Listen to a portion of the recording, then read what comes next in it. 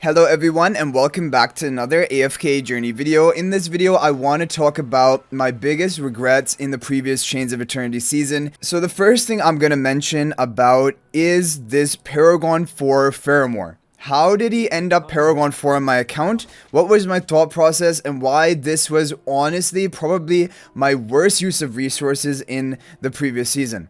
So first of all, you have to put things into perspective. This is a whale account, of course, and so it's looking to Paragon 4 the meta PvP heroes. So what I did originally was I invested heavily into Velka. I invested heavily into Velka at the beginning of the season. I thought that she was going to have some Dream Realm use, as you guys have seen even from my videos at the beginning. And even on top of that, it looked like she was actually decent in PvP. She could take enemy Lily May interruptions. She also had that shielding and attack speed buff. However, pretty quickly, it was clear that Velka was seeing no Dream Realm use. In PvP, she was fine, but nothing game-changing. And so at that point, and even at this point, I was not really feeling like it was a bad investment. And honestly, it wasn't up until then because we have the one swap ticket of the season, right? And so like that is why sometimes you invest early on into a hero, thinking that eventually you can just swap it if the hero doesn't work out really well. And so what I did was I waited until the end of the season before even pulling the trigger on a swap ticket. We saw Faramor was released, and also he looked like one of the best damage dealers for Dream Realm with his true damage, and he actually had pretty good use, also use in AFK stages and all of that. Now the thing is, for PvP specifically, I got a little bit baited by the fact that Diurnal is built on this account, and like Diurnal needs non-permanent stat boost, and then when you look at Faramor's buff that he gives, is basically the highest non-permanent attack buff that an ally can grant. And so I thought if I Paragon forward him, maybe it's going to make Diurnal usable again for PvP. So I fell a bit into the trap of trying to make a hero which has been somewhat power crept because usable again. And so I thought, okay, if I swap to Faramor, you know, having him Paragon doesn't really help for PvE content. It might give some minor boost, but it might help allow Diurnal to be good in PvP. But basically, I made the swap before enough testing, and also I made the swap with this sort of really optimistic idea in mind, which in reality just doesn't work, because Faramor in PvP is just really bad. Unless you have some sort of invincibility tiles, maybe this season on Malefaction tiles he would be able to be used, but he has no good survival in his kit. And honestly, the thing with Diurnal, he's just a power crept hyper carry at this point. He doesn't do nearly as well as someone like Cryanaya. His damage is just not there, even if with the maximum support. So this was basically a really big sort of misuse of resources, which I wouldn't even regret that much if there wasn't a better A-level hero actually for meta for PvP. And now we see the rise of Callan. So I'm going to show you guys, look at my Supreme Arena lineup. I'm currently rank 3 in Supreme Arena. The rank 2, rank 1, and even rank 4, they're all running Callan with Cryanaya, because Callan actually provides some of the best protection to your hyper carries at the beginning of the match, which basically make it so that it is just, the Cryanaya will have the maximum chance of surviving. So this is why I now actually really regret my decision, my swap ticket decision, because, you know, even if I didn't, if I had held my swap ticket, I could at least swap into Callan, and Callan is actually becoming meta in PvP. I bet I could make some PvP Supreme Arena teams around him. Even though I don't have Cryanaya built, I'm sure I could do something that would actually be useful and worthwhile. But now the problem is I've used my swap ticket kind of prematurely, and so this is basically the biggest lesson I've learned, and I'm going to try to follow through with it, is your swap ticket, you have to pretend like it doesn't even exist. You don't use it as like, you know, a plan A to use your swap ticket. It's basically the plan B or even plan C, like the backup plan. And it should only be used when you are completely sure this is what you want to do. So my Paragon 4 Faramor is honestly just kind of wasted. Like, you might think it gives you some edge for like AFK stages, some edge for Dream Realm, but honestly speaking, it's hardly making any difference. For PvE content, you don't want to upgrade heroes of Paragon. I would be just as happy if I had him at Supreme Plus. You can upgrade him to plus 20 exclusive equipment if you're a whale or like a high spender. Yeah, that maximizes potential, but he doesn't need Paragon for PvE content. So this is basically my biggest regret of the previous season, I could have this Callan rather than Supreme Plus. I could have him Paragon 4, and there's no doubt I could make some PvP comps with that, whereas with Faramor I just cannot. Maybe when Malefaction talents get to a higher level, I'll try to make comps around him, but like, yeah, that overall Callan is a stronger PvP hero, and there's no question about it. Okay, now the other mistake I made, which is the second biggest mistake of the previous season, which isn't as costly, but it does kind of, it is hindering me up until I get, I basically equalize it, and that is Cyran.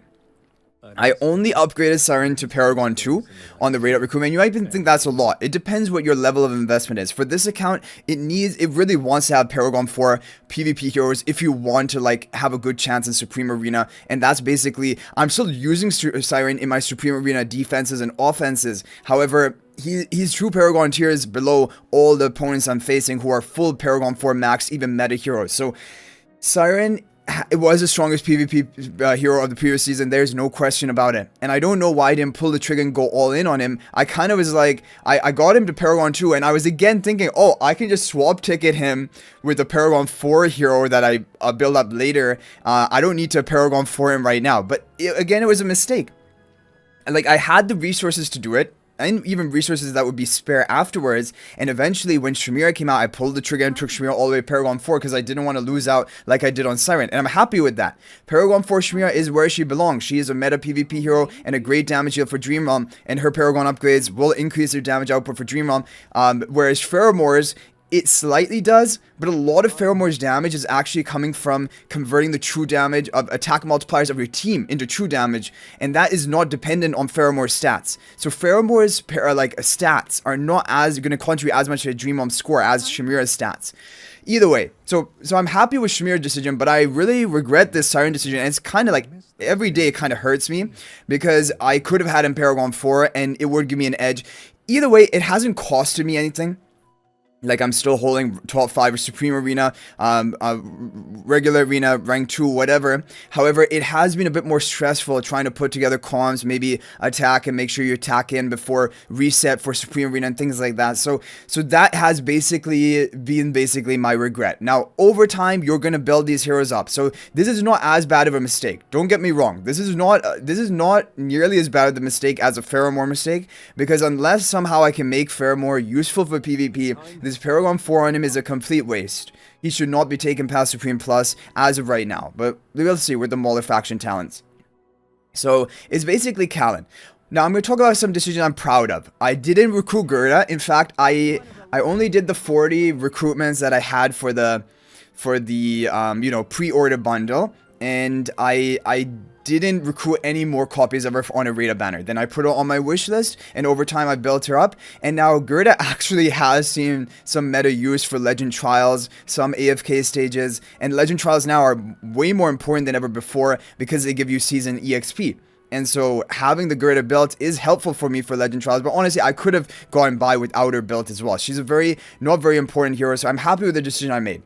That being said, people are coming up with some regular arena, mainly comps, using Gerda as like kind of, you know, hypnotizing enemies, making your team like immune to crowd control for duration. So Gerda has her uses in PvP, but personally I don't really consider her nearly as meta as, like, for example, a Callan. Callan's actually seeing a lot of dominance in Supreme Arena, protecting Crynaya, like basically the best form of protection. And I can only think, like, for example, we're getting Daemon. Daemon's gonna be another shielder. If you run Callan and Daemon together, imagine the amount of protection you can provide to that hero who is being protected by it all. So, and like Crynaya is the best hyper carry. Her only weakness is being killed at the beginning of the fight or prevented from casting ultimate. And so Callan basically is perfectly complementing Crynaya by protecting her.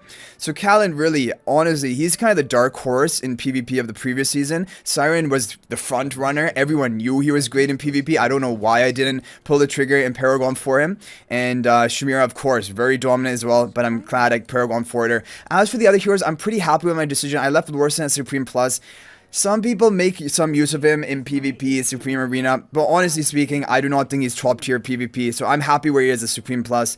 I don't want to ever really Paragon him like or very very gradually. Basically, I'm not planning to run him in my Supreme Arena comps at all, basically. But Callan, I would try to build a comp around if I had him built. Faramor is just really tough to make work.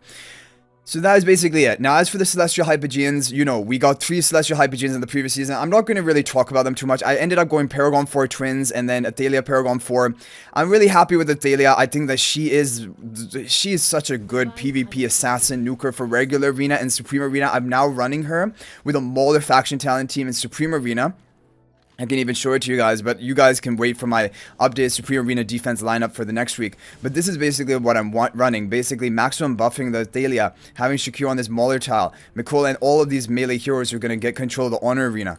And then you have Shadow Blast spell as well for the defense, penetration, execution.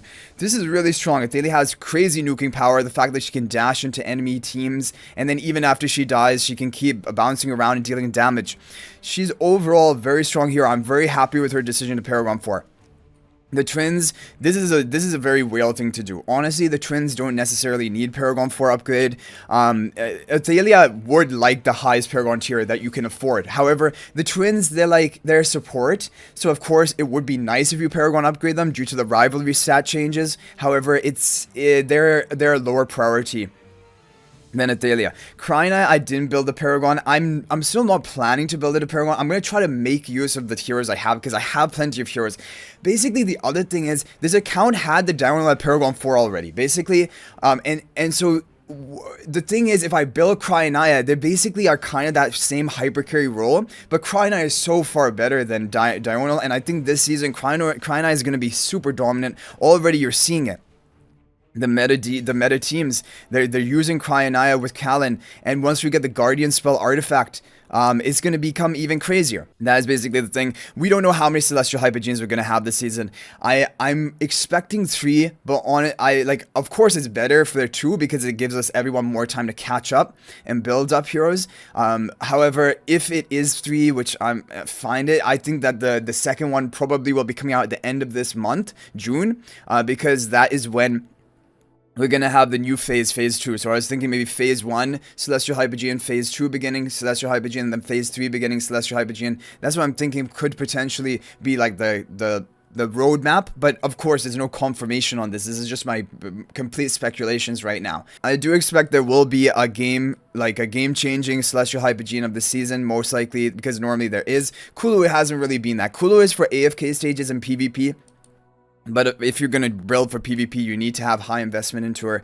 Anyway, guys, that is going to be it for this video. If you have any regrets from the previous season, feel free to let me know in the comments section. I'm sure we can all learn a lot about it and how you're going to do things differently this season. That's basically how, because you want to learn from your mistakes and not keep repeating them. And so, talking this out, basically, the swap ticket is... I think you should not even consider it exists. Make your investment into heroes. Imagine there is no swap ticket. Swap ticket is your absolute backup plan. Honestly, wouldn't even like to use it within the same season. You would want to use it maybe in the next season when you see one hero doing much better than another one. For example, in PvP or something like that. That is basically the thing, because you only get one swap ticket, which is honestly imagine if I got one extra swap ticket. It's a world of a difference having this Faramor Supreme Plus and the Callan Paragon 4. Yeah, it would just make my life so easy. But either way, we have them in the season store. Callan is now available in the season store. I'm going to begin buying him. Also, Cyran is coming to the season store end of this month. I'm going to buy him. He has been sitting at Paragon 2 since his rate up banner. The other copies I've gotten, I think even some of them were on rate up, but then after that, I just haven't gotten that many copies from the regular summoning, and I can't wait to get him Paragon 4 and finally live him to his full potential, live his best life in Supreme Arena, because I'm using him basically on all my Supreme Arena defenses, even at Paragon 2 when I'm competing with fully maxed out accounts. So anyway, guys, I hope you enjoyed the video. Thank you for watching. That's gonna be it for this one. I'll hopefully see you in the next video. If you're not already subscribed to our YouTube channel, please smash that subscribe button. Also, feel free to join my AFK Journey Discord server. There's a link to that in the description of this video. And finally, if you're thinking about making a purchase in AFK Journey, please use my affiliate link for the official Farlight store. There's a link to that in the description of this video and a pinned comment. This is the best way you can support me at no extra cost to you. So thanks for watching. I'll hopefully see you in the next video, and until then, everyone, peace out for now.